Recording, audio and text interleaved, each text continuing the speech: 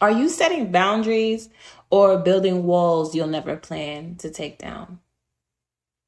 I'm at the point in my healing journey where I genuinely don't align with cancel culture or the I'm cutting you off no matter what, no warning sign mindset. I'll be honest, in my early years of healing, especially those first 3 strong years, starting back in 2017, I did believe in cutoff culture.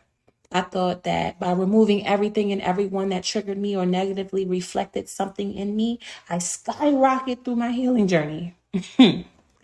But what I realized over time is that instantly cutting people off was actually avoidance for me. I wasn't sitting with my triggers, I was running away from them. I saw something in someone that mirrored something in me that I hadn't yet healed. And instead of doing the inner work, I just removed the mirror. But here's the thing. Those reflections didn't just disappear when I did that. They showed up again in other places and other people in different forms because the real issue wasn't the relationship. It was my unhealed parts showing up again and again and asking to be seen. So now I see how toxic cutoff culture can actually be because it keeps us from looking within, from taking accountability for the energy we've reflected, entertained, invited in, or even attracted. Let's talk about this in friendships, right? People say, they didn't wish me a happy birthday, or they didn't show up to my graduation party, or they haven't called me in months, and boom, cut off. But here's what we forget. We place expectations on people based on how we were raised, how we were wired, without ever realizing that others were raised differently. What might be super important to us, like birthdays, celebrations, showing up, might not have been a priority in their household or emotional blueprint.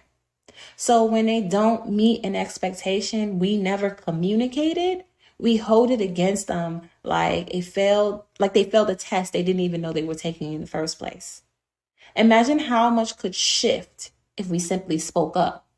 Hey, I haven't heard from you in months. That really hurts my feelings. It meant a lot to me, and it stung when you didn't show up. I really wanted you at my graduation.